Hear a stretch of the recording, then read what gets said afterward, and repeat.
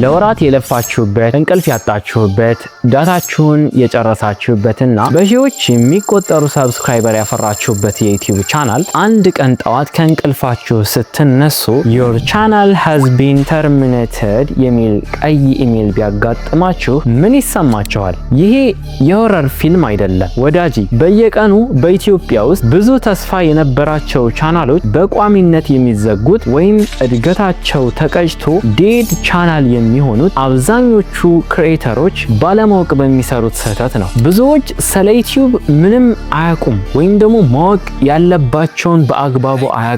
አልጎሪዝሙ ጠላኝ፣ ዩቲዩብ ለኢትዮጵያ አይከፍልም ይላሉ። እውነታው ግን ጉዳዩ የዩቲዩብ አልጎሪዝም አይደለም።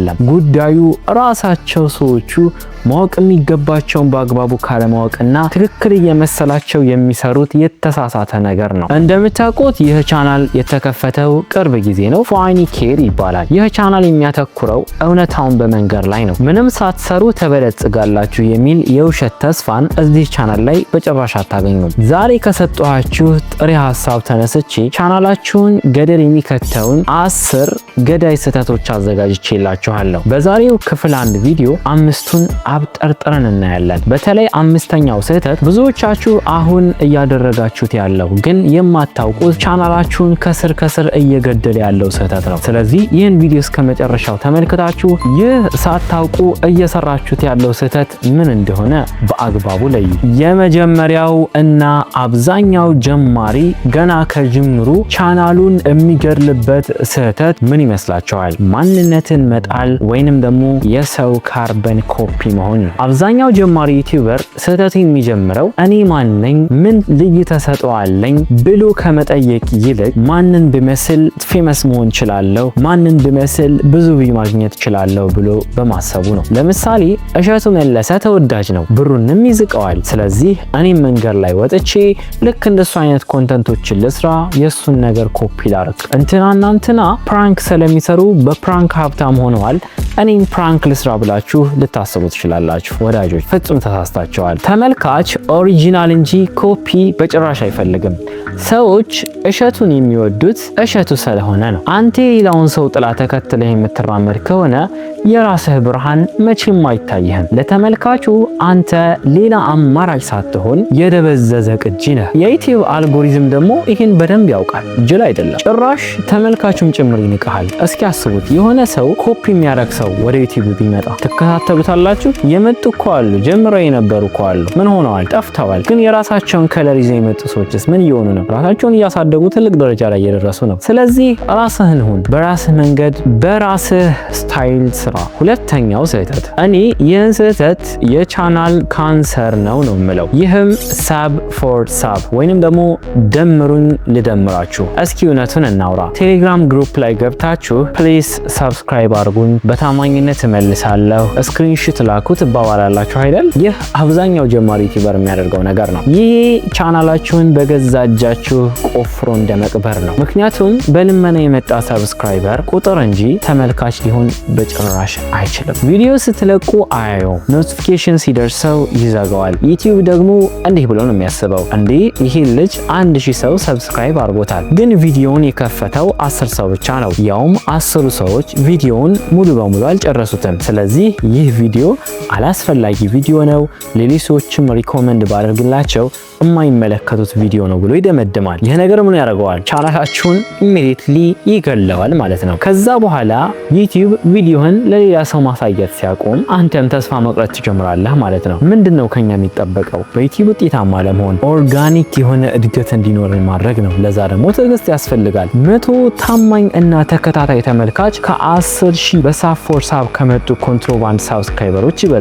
ቁጥር ብቻውን ምንም አይደለም። በነገራችን ላይ እኔ እንደናንተ ሰብስክራይብ አድርጉኝ ልመልስ አይደለም። ነገር ግን ይሄ መረጃ ጠቃሚ ሆኖ ካገኛችሁትና ከልባችሁ ከወደዳችሁት ብቻ ላይክ አድርጉልኝ። ላይክ ስታደርጉ ለሌሎች እንደዚህ አይነት ቪዲዮን ሲፈልጉ ለነበሩ ሰዎች ሪኮመንድ ያደርገዋል። አሁን ወደ ሶስተኛው ገዳይ ስህተት እንለፍ። ይሄኛው በኢትዮጵያ በጣም የተለመደ ብዙ ጀማሪ ዩቲዩበሮች የሚደጋግሙት የሆነ ስህተት ነው። ሰኞ ስለ ፖለቲካ ትለቃለህ፣ ማክሰኞ ደግሞ የሆነ ፕራንክ ቪዲዮ ሰርተ ትለቃለህ። ሮብ ደግሞ የሆነ ሃይማኖታዊ ነገር ይፈጠርና ያን ነገር ወይ መዝሙር ሊሆን ይችላል፣ ሃይማኖታዊ ፕሮግራም ሊሆን ይችላል ትለቃለህ። ሐሙስ ደግሞ እንዴት ዊንዶውስ እንጭናለን ምናምን የሚሉ የቴክኖሎጂ ቪዲዮችን ትለቃለህ። አርብ ስለ ምግብ አሰራር ትለቃለህ። አረ ወበዝ ቻናላችሁ እኮ ሱፐርማርኬት ወይም ደግሞ የቴሌቪዥን ጣቢያ አይደለም። ይሄ ቻናሉን እጅግ በጣም የሚገለው ነገር ነው። ምክንያቱም ተመልካች ግራ ይገባዋል፣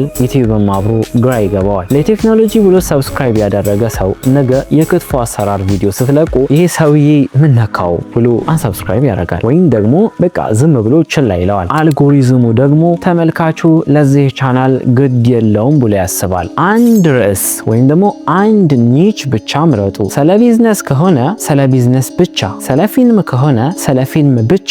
ሁሉንም መያዝ ማለት በመጨረሻ ምንም አለመያዝ ማለት ነው። ስለዚህ ስፔሻሊስት ሁኑ እንጂ ጀነራል አትሁኑ። አራተኛው ገዳይ ስህተት የውሸት ታብኔልና የውሸት ታይትል ነው። እውነቱን እናውራ። ታብኔሉ ላይ ሰበር ዜና አዲስ አበባ ተቃጠለች ይልና ቪዲዮ ስትገቡ ስለ ሻማ ማብራት ያወራል። ወይም በቀን $5000 አገኘሁ ይልና ስትገቡ ባዶ ወሬ ነው። ይሄ ተመልካችን መናቅና በተመልካች ጊዜ መሳለቅ ነው። አው ሰዎችን አስደንግጣችሁ ለአንድ ጊዜ ክሊክ ልታገኙ ትችላላችሁ፣ ግን እምነት ታጣላችሁ። ሰው አንዴ ይታለልላችኋል፣ ሁለቴ ይታለላል ብላችሁ ታስባላችሁ? እናንተስ ብትሆኑ ሁለቴ ትታለላላችሁ? እዚህ ቪዲዮ ላይ ታብኔሉ ላይና ርዕሱ ላይ ያያችሁትን ነገር ገብታችሁ ስትመለከቱ ጠቅሟችሁ ተመችቷችሁ እስካሁን እያያችሁ ነው አይደል? ውሸት ቢሆንስ ቀጣይ ላይ እኔን ታምኑኛላችሁ? እኔን ትከተሉኛላችሁ? አይሆንም አይደል? እናንተም ይህን ስህተት አትሳሳቱ። ጭራሽ ቻናላችሁን ብሎክ ሊያደርገው ይችላል፣ ወይም ደግሞ ሪፖርት ሊያደርገው ይችላል። እምነት ከሌለ ዘላቂ እድገት ፍጹም የለም። አጓጊ መሆን አለበት፣ ግድ ነው። ቻናላችን ታብኔሉ እጅግ በጣም ታይትሉ እጅግ በጣም አጓጊና የሰዎችን ትኩረት መሳብ የሚችል መሆን አለበት። ግን ውሸት በፍጹም መሆን የለበትም። ታብኔል ላይ የሰጣችሁት የተስፋ ቃል በቪዲዮ ውስጥ በአግባቡ ፈጽሙ። የዛሬው የመጨረሻውና አደገኛው ስህተት የቅጂ መብት ወይም ደግሞ ኮፒራይት ነው። ኢትዮጵያ ውስጥ ምን ያመጣል ምን ችግር አለው ብለን የታዋቂ ዘፋኞችን ሙዚቃ ባክግራውንድ እናደርጋለን። የዜና ክሊፖችን፣ የፊልም ቁርጥራጮችን ዝም ብለን እንለቃለን። ጓደኞቼ ዩቲዩብ የራሱ ጠበቃና ፖሊስ አለው። የሰው ሙዚቃ ወይም ቪዲዮ ከተጠቀማችሁ ወይ ቪዲዮ ይዘጋል፣ ወይ የሚመጣውን ብር ዋናው ባለቤት ይወስደዋል፣ ወይንም ደግሞ ይሄኛው እጅግ በጣም አደገኛ የሆነ ነገር 3 ጊዜ ኮፒራይት ስትራይክ ይሰጣችኋል። ከዛስ ቻናላችሁ ለዘላለም ይዘጋል። የለፋችሁበት ያን ሁሉ የሆናችሁለት ቻናል በአንድ ሰከንድ ብናኝ ይሆናል። ከዩቲዩብ ኦዲዮ ላይብረሪ ነፃ የሆኑ ሙዚቃዎችን መጠቀም ትችላላችሁ። የሰው ቪዲዮ የምትጠቀሙ ከሆነ ደግሞ የራሳችን ድምፅ ትንታኔና አስተያየት ፌር ዩዝ የሚባለው የዩቲዩብን ሕግ ተከተሉ። እንግዲህ የቻናሌ ቤተሰቦች ቻናላችሁን የሚገድሉ የመጀመሪያዎቹ 5 ስህተቶች እነዚህ ናቸው። ግን እዚህ ጋር አናበቃም። ቀጣዮቹ 5 ስህተቶች ይበልጥ ስውርና አደገኛ ናቸው። በተለይ ሪዝድ ኮንተንት እና ኮንሲስተንሲ የሚባሉት ብዙዎችን እያስለቀሱ ያስወጡ ስህተቶች ናቸው። እነዚህን 5 ቀሪ ስህተቶች በፓርት 2 ቪዲዮ ይዤላችሁ መለሳለሁ። ቻናላችሁ ሳይዘጋና ሳይሞት መፍትሄውን ማወቅ ከፈለጋችሁ ይህን ቻናል ሰብስክራይብ አድርጋችሁ የደወል ምልክቷን ተጫኑ። እንዲሁም ቻናላችሁ እስኪሳካ ድረስ በጎን ገቢ የምታገኙበትን መንገድ ለማወቅ ቴሌግራም ቻናሌን ተቀላቀሉ። ሊንክ ባዮ ላይ ያለ። ፓርት 2 ላይ እንገናኛለን። ምርጥ አድርጌ ያቀርብላችኋለሁ። ወደ ፓርት 2 ቪዲዮ እንሄድ።